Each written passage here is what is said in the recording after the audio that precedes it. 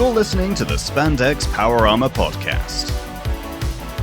Now with 20% less context.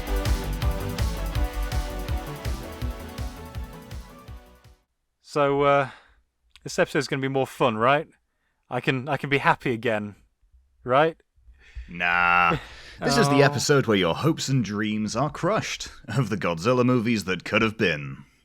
But I already went through school. I don't have any hopes or dreams left. Aha! Yeah, welcome back to the podcast, everyone. More fun this episode, I promise. I'm going to be invested in what we're talking about. Oh, man. Yeah, so this episode we are doing cancelled Godzilla concepts. Not necessarily monsters they didn't make, although we will touch on those. We will touch on one of them, at least. He who will never be named. We're talking about a couple of films. Most people will probably be familiar with at least one or two of them. It's a concept that I've been kind of tacitly interested in for a while. I haven't really delved too deep into it, and once I did, it's a pretty interesting wormhole you go down. You find a lot of the same names popping up every so often. How did you find looking stuff up for this episode? It wasn't too bad. I very strongly recall looking these up about over a decade ago now, actually. Going through Toho Kingdom, looking at the old say the big D concepts word for these. That place was my mecca when I was a little Godzilla fan. Man. It's good to see the site still there. I really enjoyed looking at it because they had mentions of old scripts and they had mock-ups of what the monster designs could have been. And, with some of these projects, they became part of actual released films, and in others, they were just condemned to stay on the cutting room floor. I'm right there with you with the whole nostalgia for Toho Kingdom. Before I could even get Godzilla DVDs, I was just devouring that website. I'd read it again and again and again, just because I couldn't get. In the UK, if you want Godzilla DVDs, I hope you like Matthew Broderick.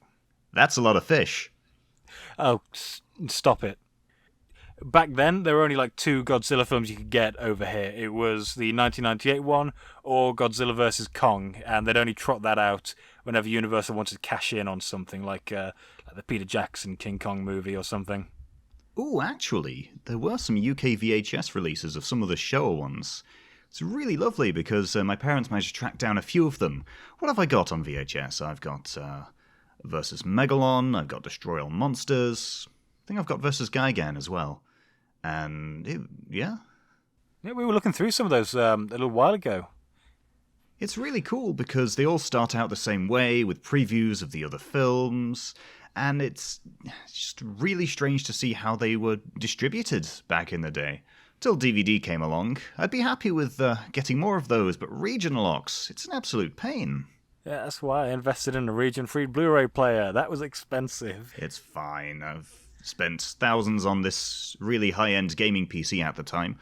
And, all I need to do to watch some kaiju stuff is stick VLC on. That does not give a monkeys about region. Does your computer have a Blu-ray drive? No, how dare you dash my hopes like that? Oh, fair enough.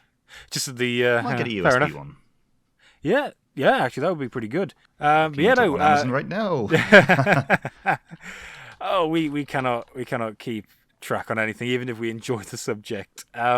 Well, why beat around the bush? Let's get straight into it. This is probably the first kind of cancelled Godzilla concept. It's the Volcano Monsters from 1957. This was an attempted Power Rangers-ing of Raids Again. That I'm going to use that as a word from now on, Power Rangers-ing. It was before Gigantus the Fire Monster, Gigantus the Fire Monstered. Yeah, they wanted, so a company called ABPT Pictures, two guys called Ib Melchior and Ed Watson. One of these people sounds like a villain in a fantasy RPG. I'm not going to lie, I really love the name Melchior, but it's the kind of thing you can't name yourself. You have to be named Melchior. Yeah, only then can you unlock the powers of the Gem of Darkness so you can conquer the world. Sorry, Eb, I've got a few biases. So these guys went to Toho and they were like, that Godzilla movie you made? Pretty sick. Yeah, please give us the footage for the next one. We don't want to adapt the movie. We just want to use the monster bits. And so Toho was like, yeah, do it. Because apparently they just really wanted to get their stuff out there, and they didn't really mind how it was gotten out there. So they were even given the suits to shoot new footage. It really was like a Power Rangers thing. They got to do their own kind of due to thing for it. Unfortunately, then the company went defunct, and the costumes are lost to time. I really want to find out what happened to the Godzilla and Anguirus ones. I know that it was going to have nothing to do with either of them. It was just going to be, they're related to a T-Rex and an Ankylodon. We just want a fighting monsters film. Yeah, it's... Oh yeah, they even cut out scenes of Godzilla's beam as well. That's their prerogative. They had the legal right to do that. I think is a massive waste of resources there. I mean, obviously they never made it, but with a name like Volcano Monsters, what do you expect? You gotta have something that breathes fire. I would expect something. I would expect monsters that have the qualities of a volcano, not ones that just come from a volcano. Any monster can come from a volcano. Rodan comes from a volcano, but he only got the qualities of a volcano in King of the Monsters. I would have been interested to see what kind of thing they do with those scenes, though, especially using the monster suits, because that's not really the way that dinosaurs were portrayed at the time. It was either stop motion or they dress up some lizards. You know exactly what they were going to do with that suit. You've seen 50s sci-fi movies from America, right? You know exactly what they were going to do. The basic premise is how many scantily clad women would have been screaming as they're held up by a dinosaur? Many, please. I'm sold. Let's get a Kickstarter for this. That's all I need. Sorry, compelling characters, drama, nah. It's like that guy from the beginning of Peter Jackson's King Kong. Where are the boobies? The gazangas? Just call me Melchior. The plot is dead simple. You got scientist man who finds some monsters in a cave, and they're like, oh, these monsters are perfectly preserved and perhaps even alive. Let's transport them across the sea to America. Nothing bad could possibly come of this. And then hijinks ensue. And the climax is basically ripped, the planned climax, I should say. They never made it. Is ripped straight from Raids Again. They just take the Raids Again climax and use it. And it even has a sequel hook, too. Apparently, it was right at the very end. You were going to see another claw come out of the cave. This would have been absolutely fine as long as they made sure to film at a high frame rate, but slow it down to make them big rather than speed it up. As in, we don't want kaiju fight scenes that you can sync with yakety sax. This is the only movie that does that. I don't understand why. I understand it was... I mean, fine. It makes it distinct. I remember the Raids Again fight scenes, I guess. But yeah, no, Volcano Monsters was... In fact, I think this is something we should do for each cancelled concept. What we think of it. For Volcano Monsters... I prefer Raids Again, and if we got Volcano Monsters, I think it would be just, like I said, a waste. I could watch countless other B-movie American sci-fi 50s movies and get a much better experience from it. The only appeal it would have to me is that it uses Godzilla footage. I wouldn't have minded it at all. I would have thought of it as a bit of trivia. I'm like, oh, yeah, okay. Maybe some fans would have been like, did you know there was a film made using the Godzilla props? It's a bit like Ultraman using the Baragon suits. Why must you make me look like a hypocrite? I like the fact that they use the Baragon suits and the Godzilla suits at Ultraman. Why must you always undermine me? Such as the power of Melchior. Oh, man. I wouldn't have hated it. But just dub it. Just dub it over. Make it, rename it something like Gigantus the Fire Monster and bring it over. Ka-ching. All in all, I could say that, Volcano Monsters is just a load of banana oil. Please explain that little gag to the audience who have not witnessed Raids Again. I'm glad you remembered it. There is a scene in the English dub of Raids Again where the two romantic leads are basically just kind of discussing their concerns about Godzilla returning. And the guy basically just says, banana oil. because they had to match the lip flaps for, I think it's Bacchanal or something like that. He's basically calling her an idiot. Like, yeah, you dumb, stupid, feeble idiot. Why would you be concerned about a radioactive monster returning to the city he has already destroyed once? You fool.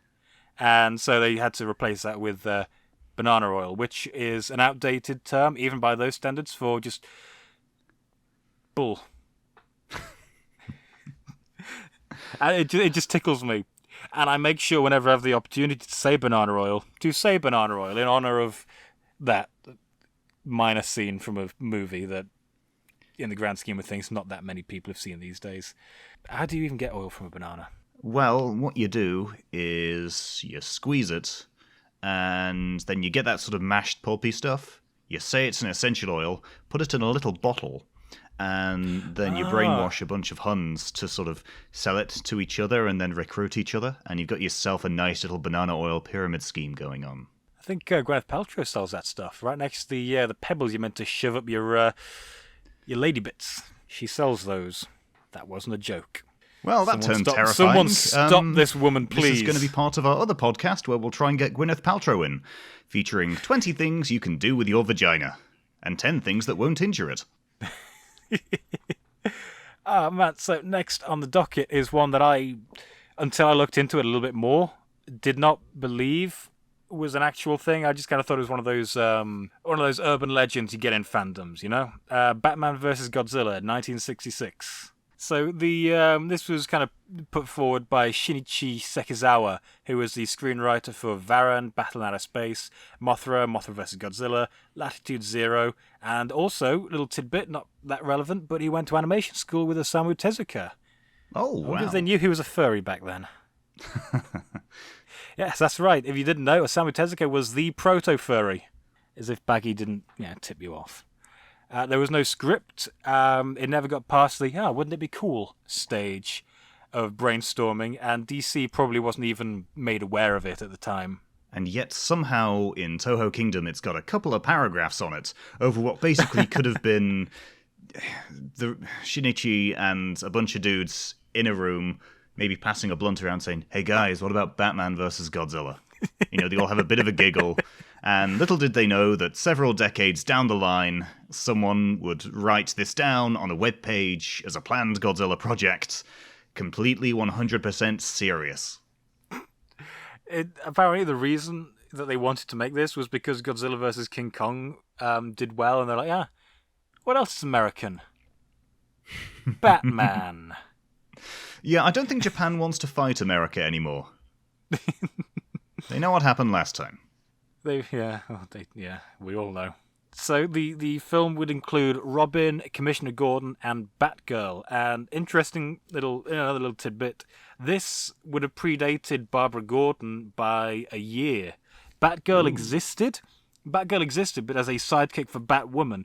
Both characters were introduced after the book Seduction of the Innocent, or Seduction of the Youth, I think it was the last one, was written about how Batman and Robin were totes gay, and that was really gross. And so DC introduced Batgirl and Batwoman to prove that both Bruce and Dick, in fact, did not have the gays. They had a dire case of the not gays. So, were they designed as heterosexual foils for Bruce and Dick, the most heterosexual of names? Yeah. Oh, I'm sorry, Dick just makes me laugh. Yes. Wonderful. We've joked about the reproductive parts of both sexes. We're not congratulations. Sexist. We can say that now. Yes, they were basically there to say, look, they're not gay. See, they're women. We wrote them girlfriends. Oh, it's absolutely ridiculous. It's also incredibly gross since Robin was Batman's ward. He was his legal guardian. I can never remember the name of the guy who wrote The Seduction of the Youth or whatever. And he's like, yeah, that's totally gay. That man who is taking care of this orphan is absolutely. We all. I don't think I'm breaching the choir. The man we was all think that book is proto-Tumblr. stupid. We're going to keep shipping everything. Oh man, look, no one. I don't think anyone agrees with this guy anymore, except for weirdos who don't have internet access.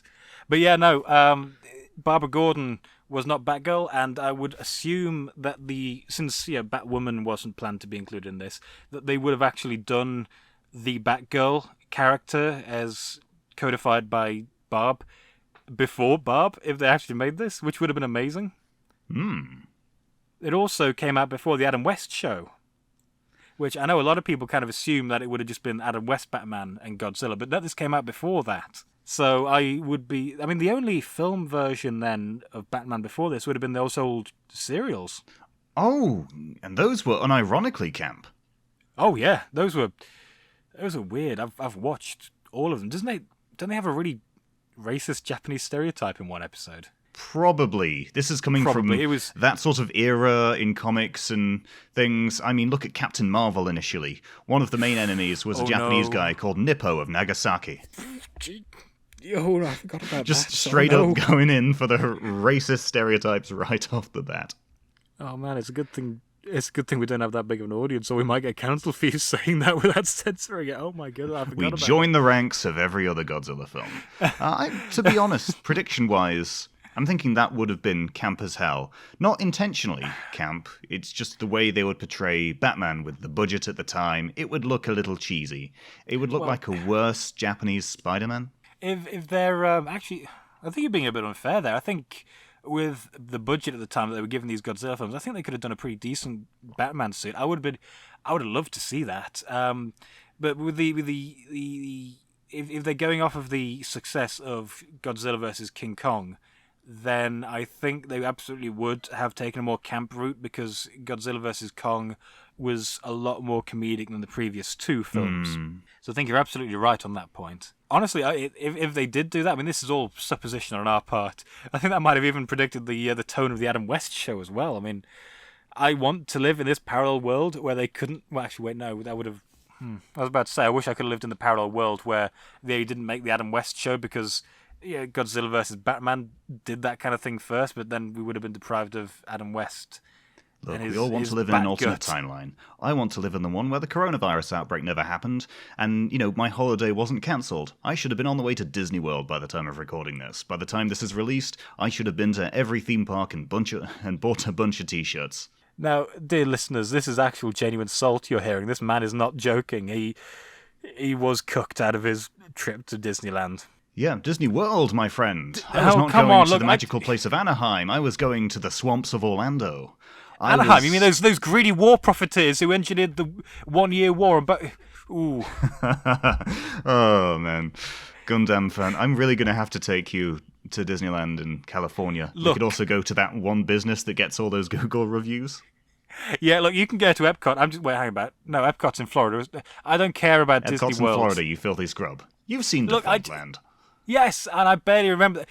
I failed geography, so place names that I've not been to have absolutely no meaning to me. They may as well be in outer space for all I care. Somewhere imaginary, like Florida. No, Florida was born of our nightmares. It's a place full of gators and terrifying swamp folk, but man, there are theme parks there and I want to go. Actually, tell you what, if I did go to Florida, I would quite like to try gator. They fry them down there, apparently. You can eat them. There's just something appealing about eating a reptile, especially one that can kill you. I've never heard of people doing gator fries. Is this a thing in tourist attractions? Yeah. Or is it some redneck thing? Yeah, no, apparently it's like Floridian fluoride cuisine. They'll fry up some gators. I don't know. That was a Florida accent. That must not be a thing. Really? Oh yeah. I know they make boots out of the skin, but just a gator fry. Yeah, I think you can get alligator meat in tins. I think you can definitely get snake meat in tins. Great, I'm going to get a couple cans of snake meat once I manage to get over there. I will pay you for those. They are probably disgusting, but I would like to try them. Speaking of snakes, I want to try in Asian countries where they do wine with snakes and baby mice in them. Okay, I would not touch that at all, but I'd keep it somewhere. But I'm thinking, yeah, that's got a dead animal floating in it. No, thank you. Is it for taste? Apparently so. Apparently the alcohol content neutralizes the venom. They put a venomous snake in something they drink? Oh, yeah. I think, as normally goes with traditional medicines. I think it's also good for male virility. Ah, of course, yes. The ever nebulous condition of male virility that can be solved with everything, as long as it's on the endangered animals list. Oh, what's that? Oh yeah, look, rhinos. Rhinos desperately need to be conserved and bred to, bump up the populations. Nah, let's kill them and grind their horns down so we can snort them and get our rocks off. Why would you do that? Look, if it's shaped like a peepee, then it will related be used to the make peepee. medicine for the peepee. Yeah, snakes, they're like giant long peepees with teeth. Rhinos have peepees growing on their faces. If it looks like a peepee, it must be good for the peepee. Now, what would I'm a Freud scientist. say about this? Actually, Freud wouldn't say anything. He'd just get coked up and just think about his mum a bit too much. Oh man, I love how I think it was Jung who just got so sick of Freud's crap that he just went off and formed his own theory of psychology. Oh, Freud only did that because he was crap at hypnosis. As in, that's how free association came out. He just could not get anyone into trance. And so, because normally what you do is you try and talk to them under trance, try and help to figure things out. But then he just was like, you know what, just talk about anything, I'll lead it. And yeah, that was successful. Because he just could not, words, he just could not master Mesmer's magic. So he made his own form of psychiatry up with blackjack and hookers. Of course, the man who goes by Hypnopotamus Rex would know this tidbit. Yeah, I'll need to install a theremin every time I come up with some sort of hypnosis-based reference. No, the name is just because, I'm fat and I sleep a lot. We should get a theremin. Well, I've got a talk box. Oh, you do? Yeah. I can modulate my throat a little, make it like an ooh kind of thing. Yeah, it's pretty sick. We should restart the BBC Radiophonic Workshop. Milligan would be proud. I'll get a sock full of custard and slap it against the table. Oh, man alive. Yeah, I really want a theremin. The hell are we talking about again? Batman. Godzilla. Yes? Oh, yeah, Batman. Pulgasari. Batman versus Godzilla. Oh, no. No. We're still talking about Pulgasari, and we got to go back to Yongari. No. Welcome to your hell loop. Batman versus Godzilla. Would you want to watch that movie, Rex? Actually, I would be interested. I would say yes, as with, while I'd watch the volcano monsters out of the sake of it being weird, I would, I think I'm, good lord, my speech has failed me. I would unironically watch Batman vs. Godzilla and enjoy it. Like, little kid me would be like, oh my goodness, this is a film? I've got to watch this. But as an adult, I guess I'd appreciate it. If it were an actual thing that were made that I only discovered last year, I'd be like, whoa, okay, that's bizarre, but that's really cool. It would be a really nice footnote in the history of tokusatsu. I would not be against it at all. Honestly, I'd want to watch it just to see what they'd give Batman to wear. I would love to see that kind of Toku Batman suit, And obviously, it probably wouldn't end up looking like anything from, more traditional Toku heroes like Kamen Rider or anything like that. But it would be very interesting to see what they would do with those kind of sensibilities at the time. Would they give him, a tight cloth suit like they did with Super Sentai? Fat nipples. Calm down, Schumacher. Or would they give him more like a molded rubber suit like they did with Ultraman? Actually, I'm thinking about that now. Because... Have you ever seen some of the old black and white Ishinomori superhero films? I swear quite a few of them are on MST3K.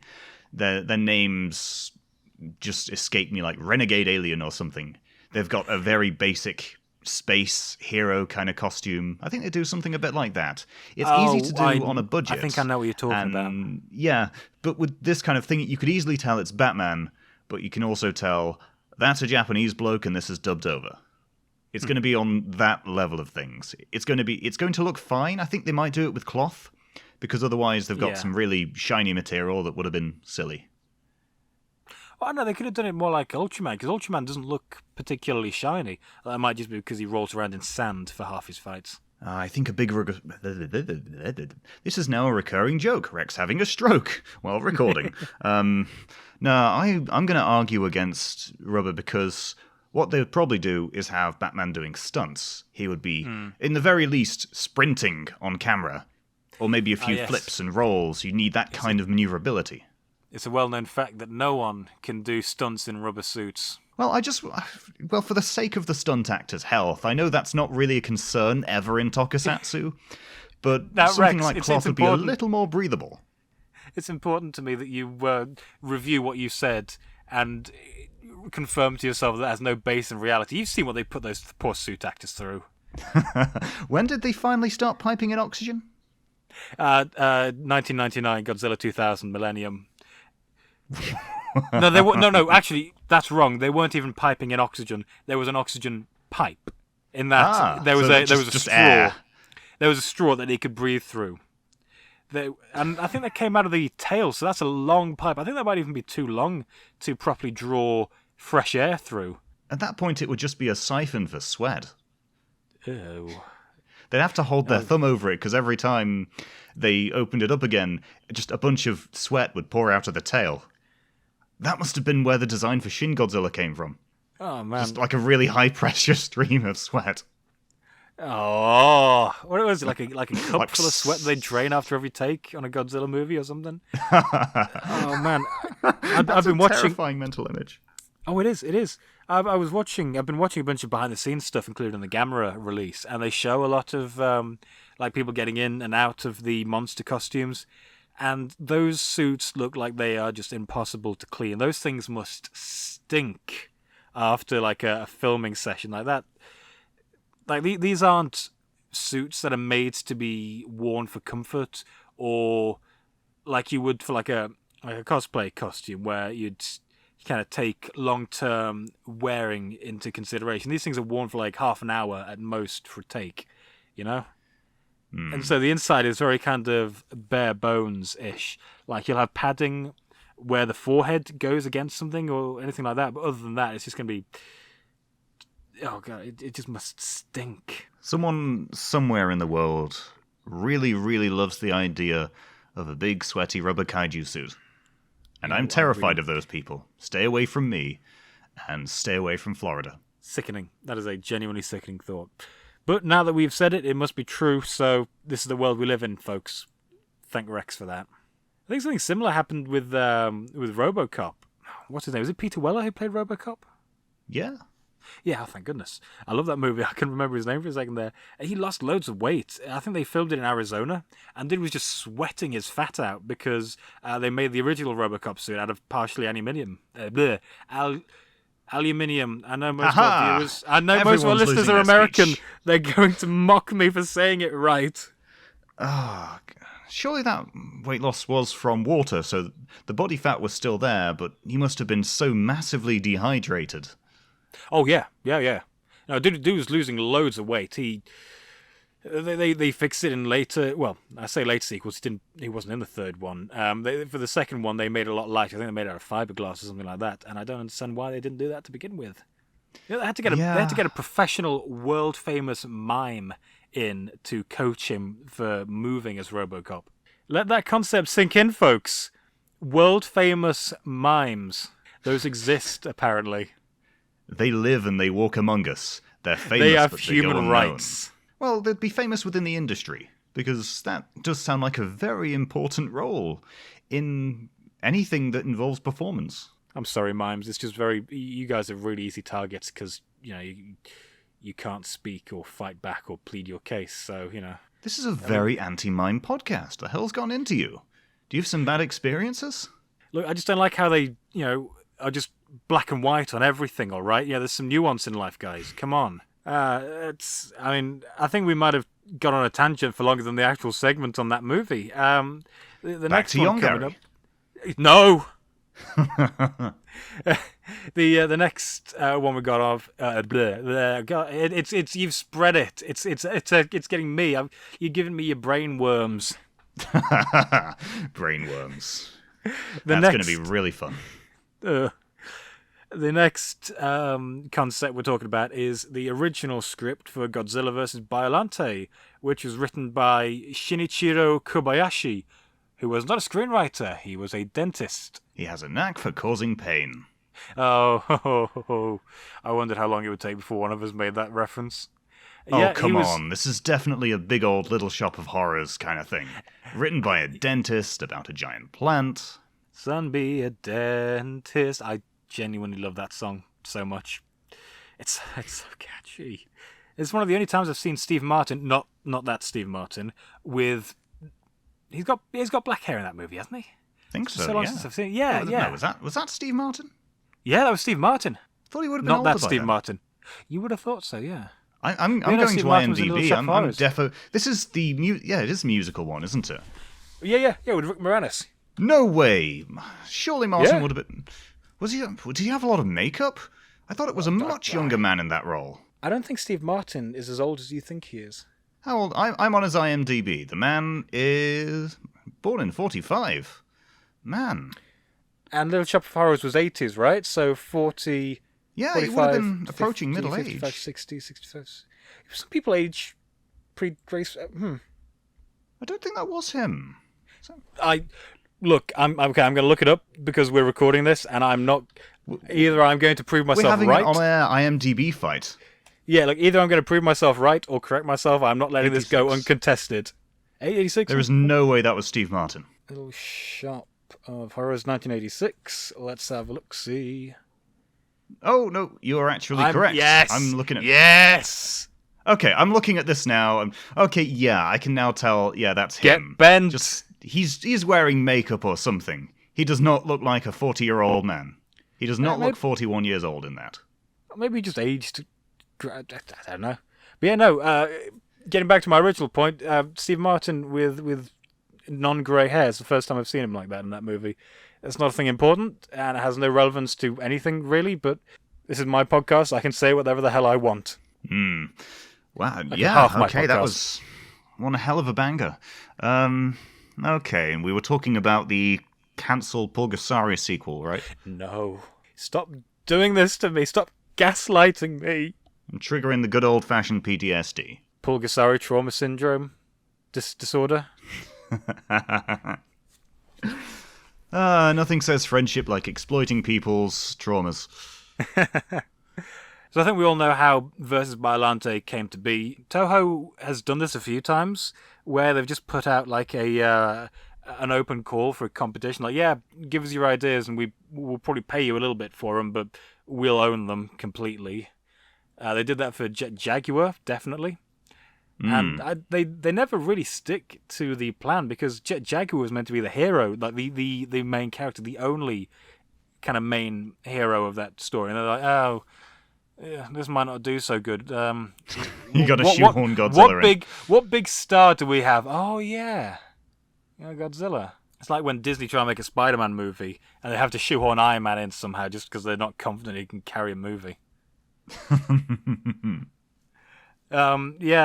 So they did that for Versus Biollante. They put an open thing out like, yeah, if you think you got a good idea for a movie, we clearly don't, so gimme. And this dentist guy was like, yeah, hey, whatever plant had loads of teeth? Wouldn't that be scary? And then he submitted it, and he won. Funnily enough, though, like one of the other concepts that was given to them also was kind of implemented. So I mean, I guess everyone's a winner, because the everything with G cells in that movie isn't from Shinichiro's concept. That was all from some other script. It's got a pretty similar setup to the one we got.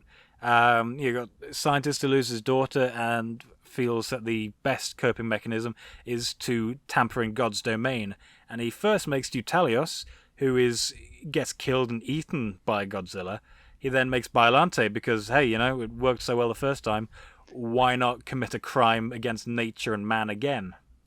And this is one bit that I'd love to see. A reporter kind of goes to see him, and she has like this psychic flash of humanoid flowers, and that just sounds really messed up, and I really want to see it. Man, that does sound cool.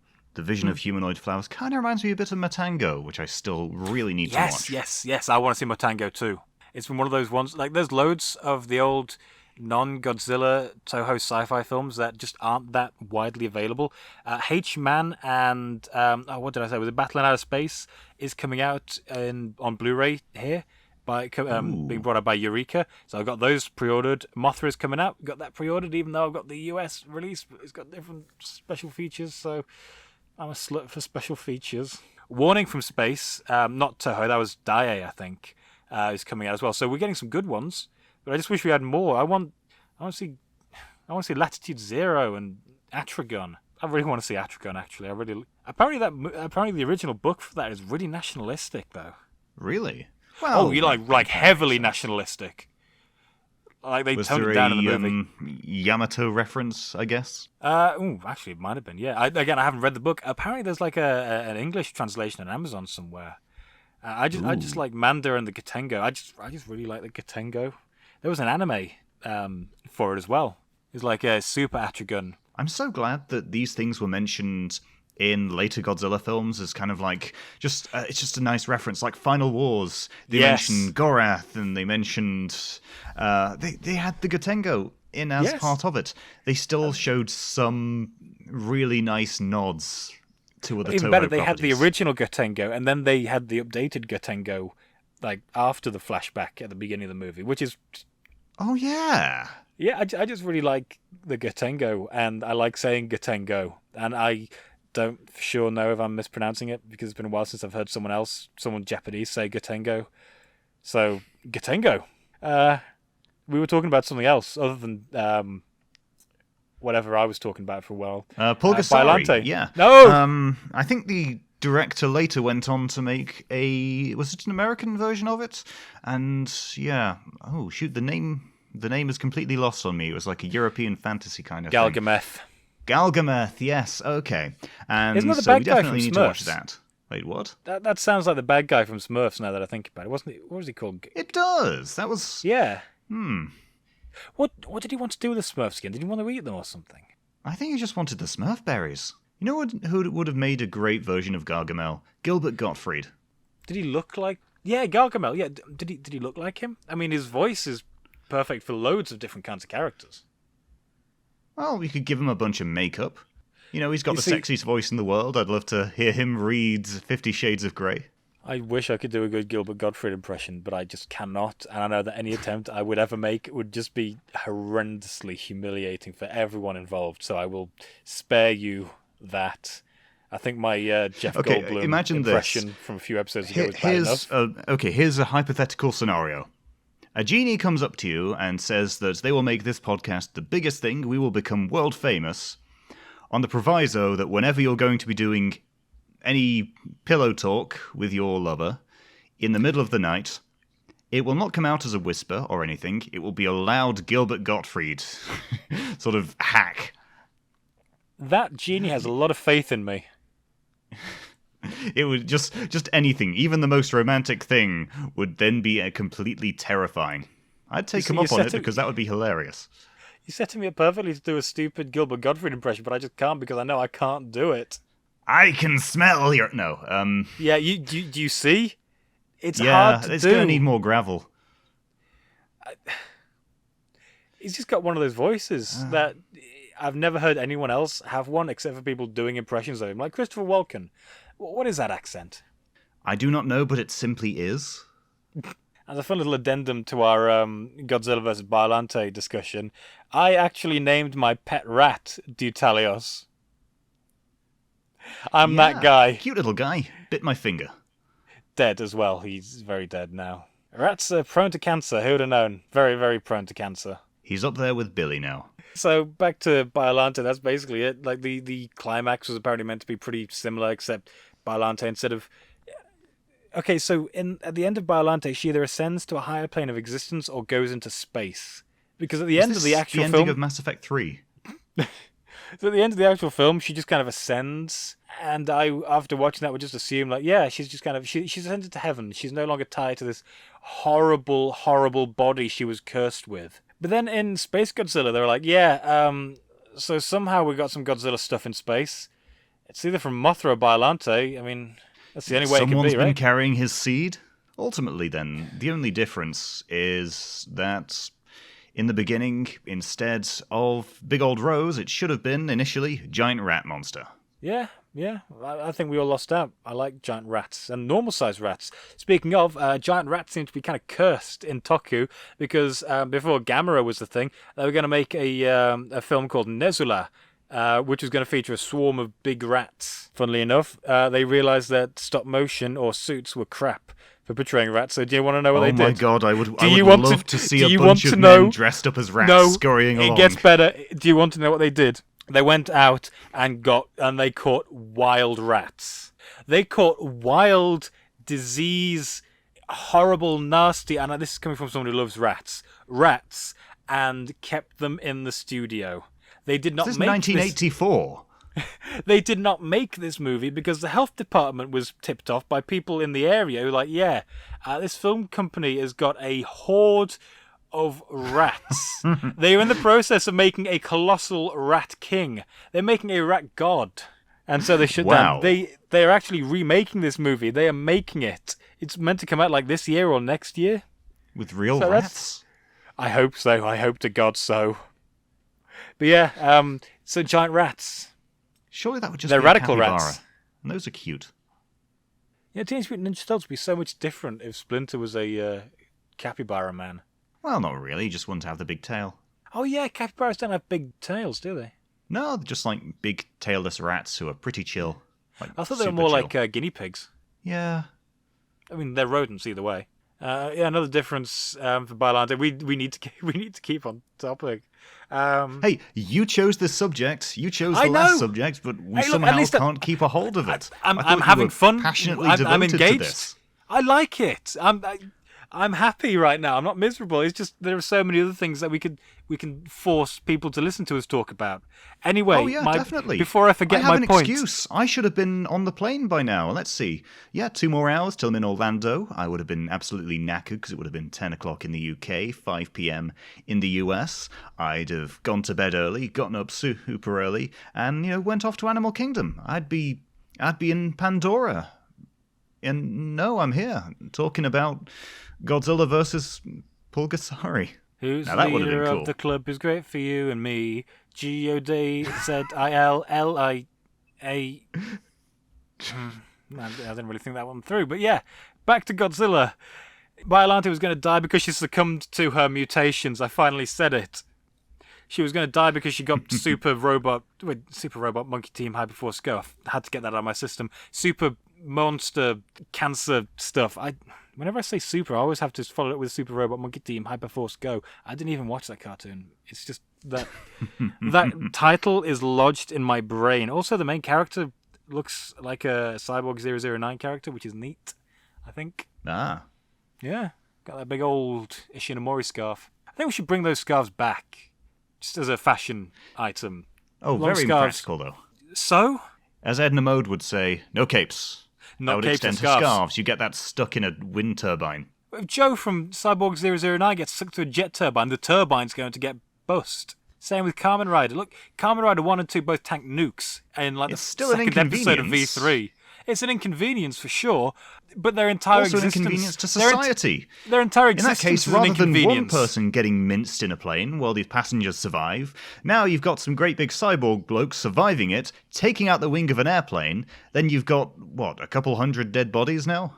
He'd save them somehow. I just like long scarves, alright? I think the biggest mistake we made as a society in terms of fashion is abandoning things like long scarves and cloaks. I don't think cloaks have been popular for a very long time. The only Case in exception point. would be, I guess, for nurses You're in the proving early my 20th point. century. And things haven't been the same since. Look where we are now, and look where we were then, alright?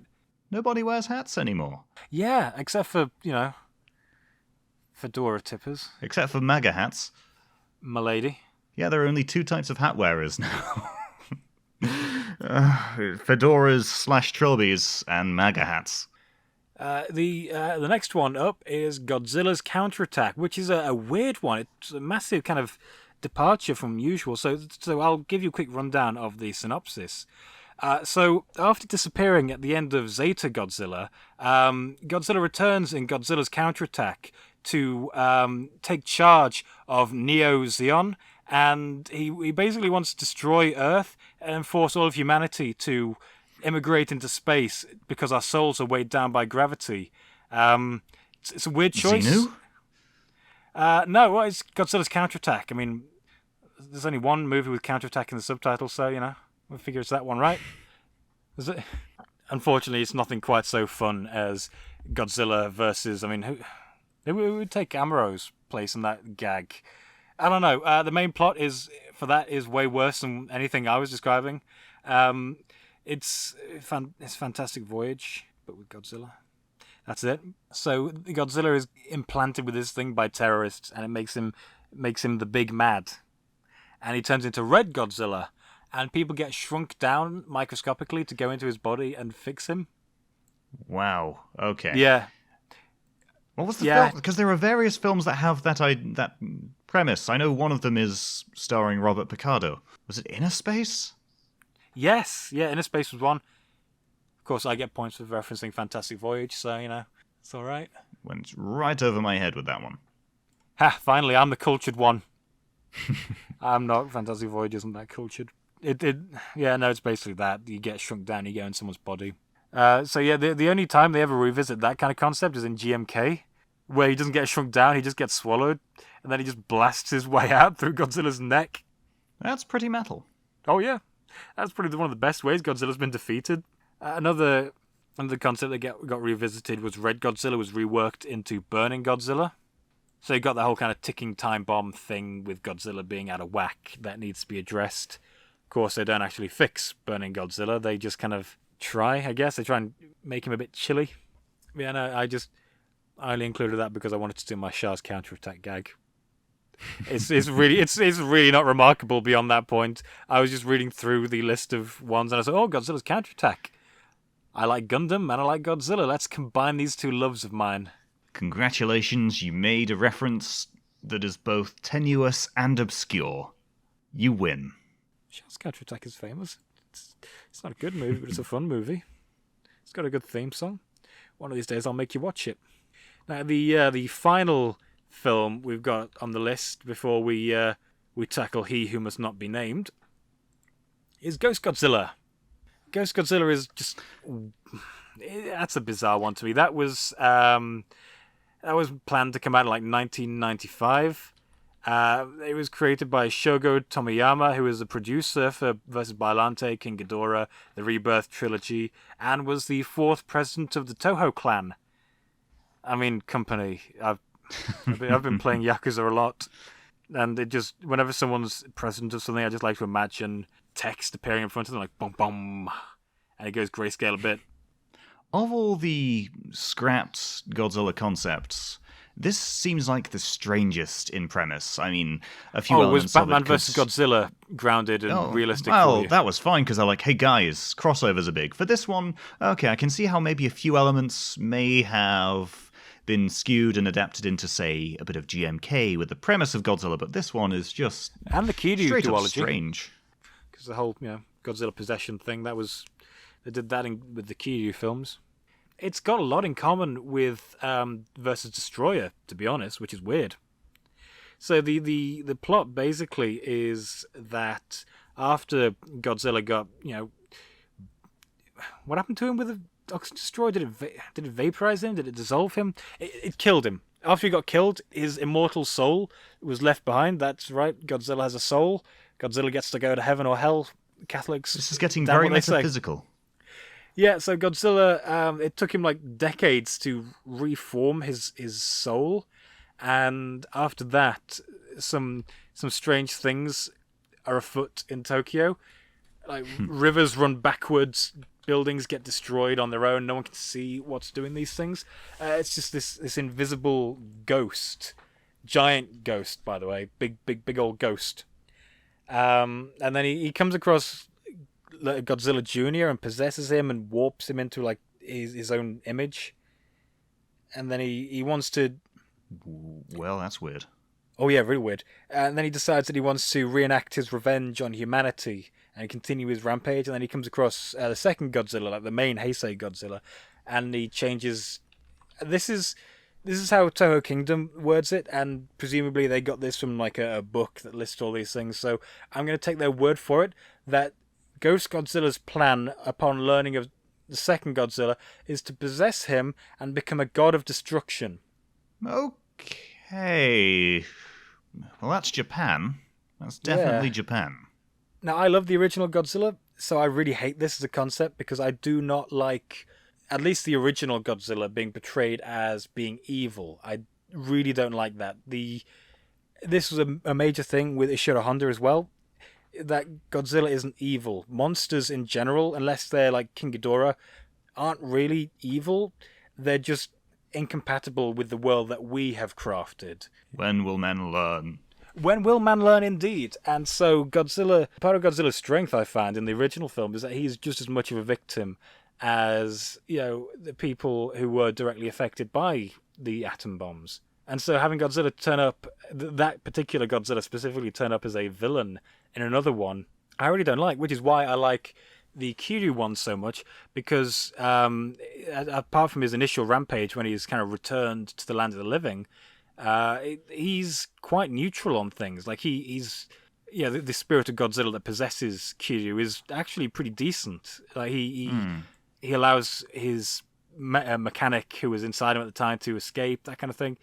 I much prefer that as a Ghost Godzilla to what we could have gotten in 1995. So the aim for this movie was so they got Tomoyuki Tanaka's permission for this. Like they went to him and like the dude is dying, and they're like, "Hey, Mr. Tanaka, can we bother you about a film while you're on your deathbed, please?" And he's like, "Yeah, we want to kill Godzilla. Is that cool with you?" And he's like, "Yeah, it could be cool. It'd be a pretty good idea. Go on, kill him." Were those his last words? Yeah, yes. Yeah, pretty good idea. Dead. Yeah. So basically, what they wanted to do is because Tanaka said that he was okay with them killing Godzilla because it wouldn't be the end; it would lead to something new. So they wanted to do that. They also wanted to give Godzilla a good send-off and create a film that would resonate with audiences the way that the original did, which I think is incredibly misguided. Like the original Godzilla was lightning in a bottle, and there is no way that you can go out of your way to do that. I prefer what we got, because this concept obviously was reworked into Godzilla vs. Destroyer. And I much prefer the idea that the super weapon used to destroy the original Godzilla, as a mirror of Godzilla being created by a real-world super weapon, in turn created its own monster, which went on its own rampage in a similar way. It's a nice echo of Dr. Serizawa's concerns for what his incomplete oxygen research would accomplish in the wrong hands, that being leading to atrocities akin to Godzilla and stuff like that. It works, to quote a great man, it's sort of like poetry, it rhymes. Of course you can make a George Lucas reference, you can just drag that into anywhere. That's little Godzilla, he's the key to all of this. Oh, George, you big, beautiful man. Please take Star Wars back, we need you. Oh yeah, please. It's not been the same since. I'll live with all the midichlorians references. I don't mind. Yeah, we didn't know how good we had it. So now that we've gone through our kind of cherry-picked list of cancelled Godzilla concepts that they could have used but didn't for whatever reason, it's time.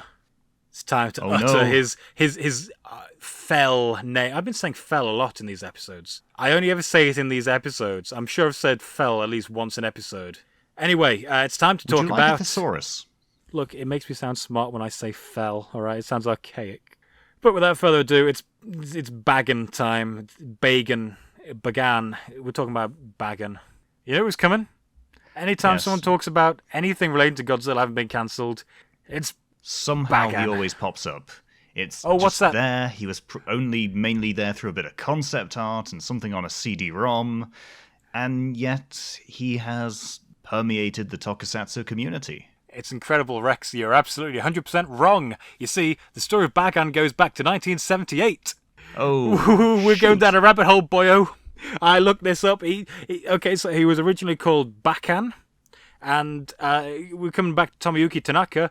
He was going to be in a film called Yamatai Kingdom, and what that's about is really unimportant because no one cares.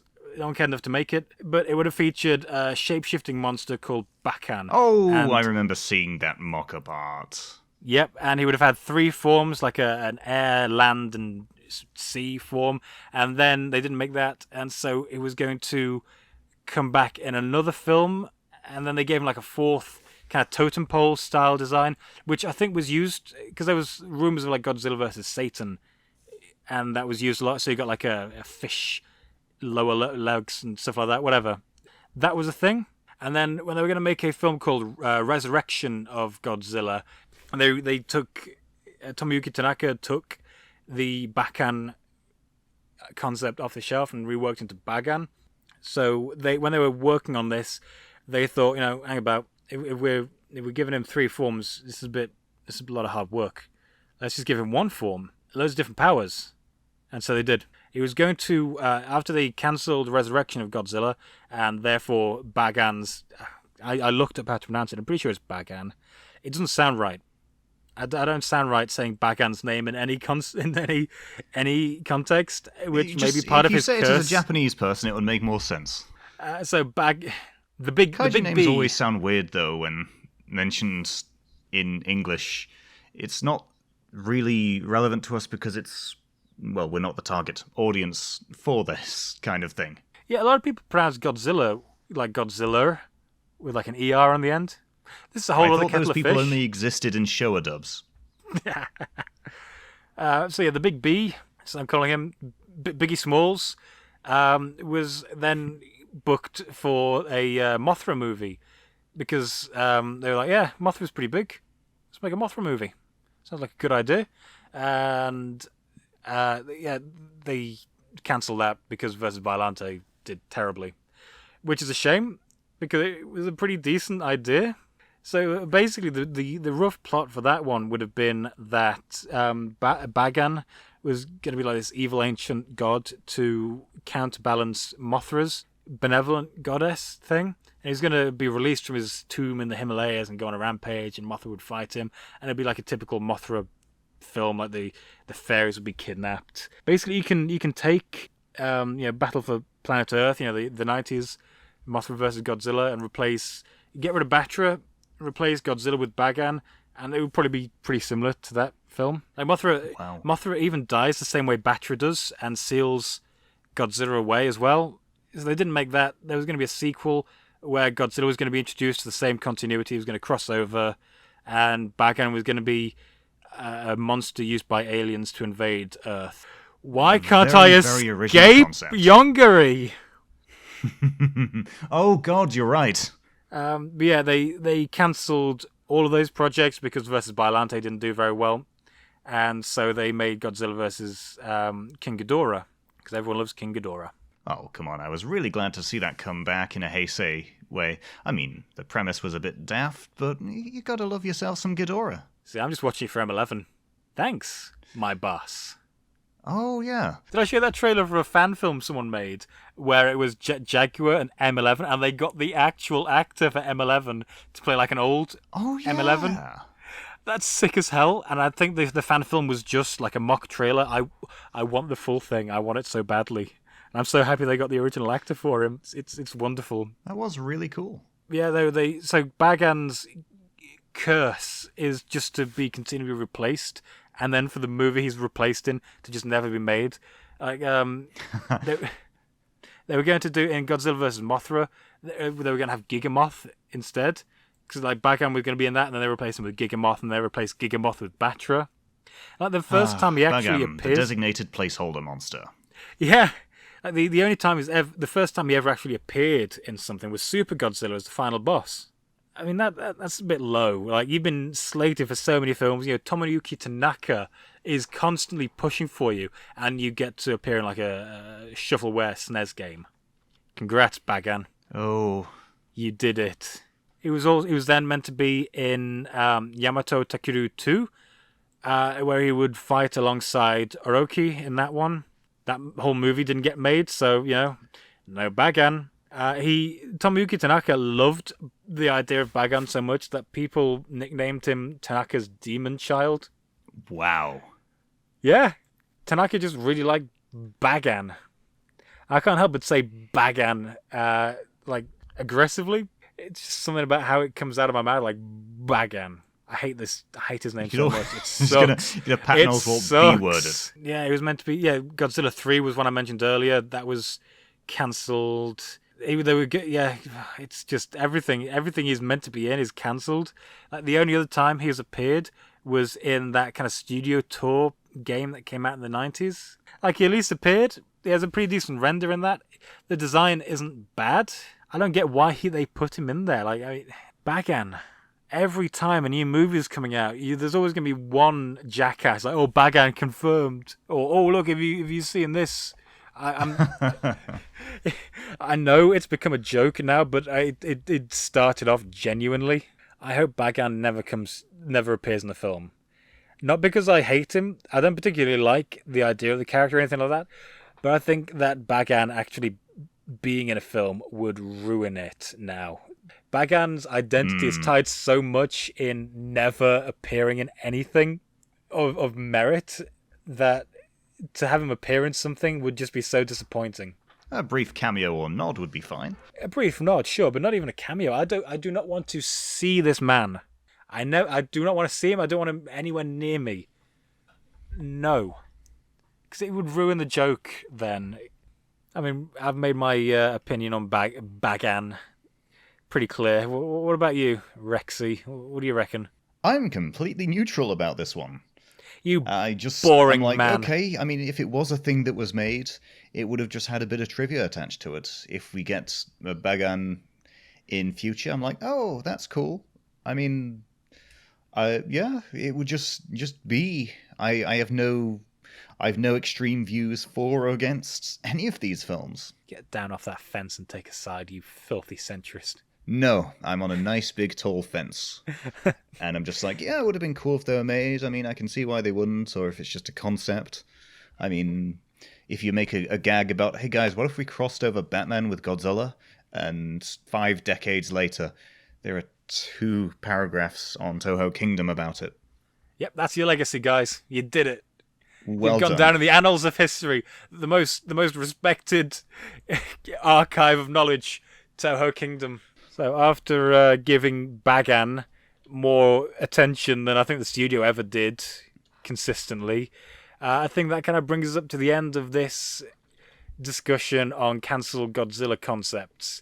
Now, this is a concept that will not be cancelled because this episode is going to be out by hook or by crook, but it's also one that I would quite like to revisit in the future because there's plenty we left out. If you guys are interested, by all means, let us know.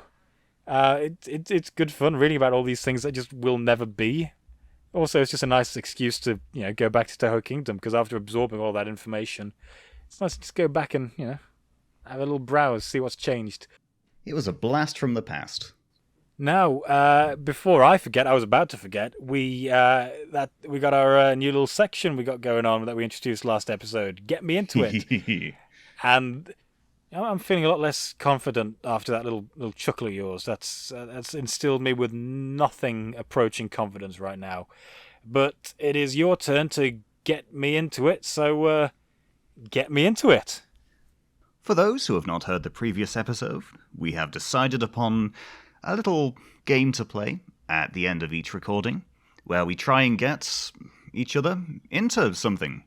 My initial idea was, we can keep it weeby. It can be a manga, it can be an anime, it can be something tokusatsu.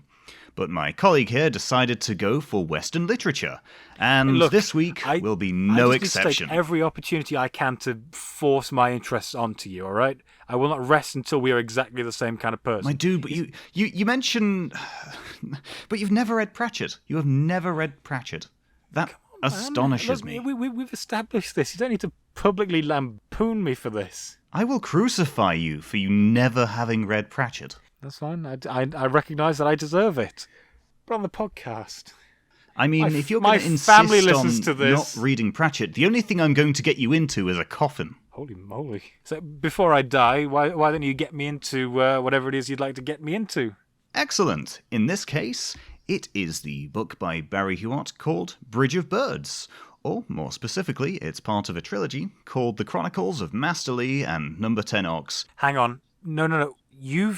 Okay, this is ringing 10 types of bells. You have absolutely I may have mentioned this a few times told before, me about yeah. this. Yes, okay, cool.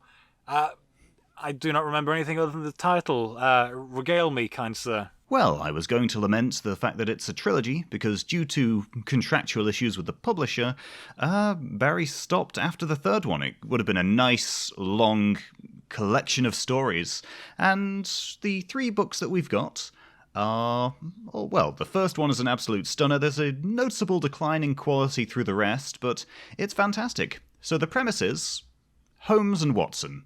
So it's a Sherlock Holmes tale written from this book's Watson, but it's in a fictionalized version of ancient China. Again, this is ringing a bell. I'm down to clown. Bridge of Birds starts out with our equivalent of Watson, who in this case is known as Number 10 Ox, because he is the 10th child in his family, and he is absolutely jacked. He's in, I think, his late teens, early 20s, so stereotypical young, big-bodied peasant boy, basically, in rural China. And his village is affected by this bizarre plague, they think it's a plague anyway, that affects children of a certain age, and they're stuck in a coma, and so he's sent out by the village elder to try and find a wise man to resolve the issue. So he's sent out to the big city, goes from door to door, trying to find someone who can resolve the issue. But they always charge way too much. He has a bunch of money from the village, but they just look at him and sneer. The servants of all the wise men just say, "Go away, you're too poor," until he eventually glances upon this one house. Now, the wise men would normally have images of open eyes above their doors to indicate, "I see all things." This one, a half-closed eye. He goes in and finds this absolutely ancient old man, over a century old, passed out drunk. And so what he does is he tries to wake up this wise man with some reverence, and he's basically told to get him more wine. And that's what he does. He uses the money from the village, gets some wine, gets a bit of food as well, and just gives this drunk old man more booze. Then he sobers up a little, and that's how the adventures start, because you now meet Master Li Kao, who is... It's really hard to explain, because he's such a very well-written character. So wise old man, very sort of witty and quirky, a very well-written foil to the point of view of Ox, who is just, well, he's strong. He knows he's not very clever, so he just witnesses this amazing, clever man. And the parallel is there because Master Li tends to ride on Ox's shoulders. Just a little old man. And it's really cool. And then basically what starts out as trying to solve a plague then turns into them getting caught into some ancient Chinese myth of a captured demigoddess and all these sorts of things that keep on getting stuck in these fantasy death traps, all just to obtain the MacGuffin that will cure the children. And they are pretty much caused by fate to resolve this massive fantasy issue of a stolen godly princess. And it's just a really, really good read. The ending makes me cry. It's comedically written, but it knows how to play it serious at times. And also, I think you'd appreciate it because, well, the first book anyway, is a perfect example of brevity. The writing style packs so much detail into such short chapters that you finish one and think, hang on, this has only been a few pages. I'm glad you took my very low attention span into consideration there, my man. No, I'm 100% certain that you've told me about this before. I definitely remember this. I'm down to you've sold me on it. You mentioned that I've you've got a an ebook I'll PDF have to send of this, you. right? It comes with the first one, which is amazing. It's this wonderful, heartwarming adventure story, and it's great. It's funny. You can cry at times. It also comes with the sequels, which, okay, there's just a serious decline in quality, but there are some really good scenes. Like in the third one, they are infiltrating this one castle of this duke.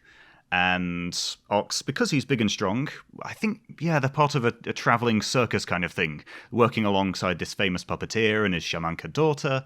And so Ox is doing his thing. Master Li is being the usual snake oil salesman kind of guy. And Ox is just doing a standard strongman, so putting on a show, saying, any villager can fight me.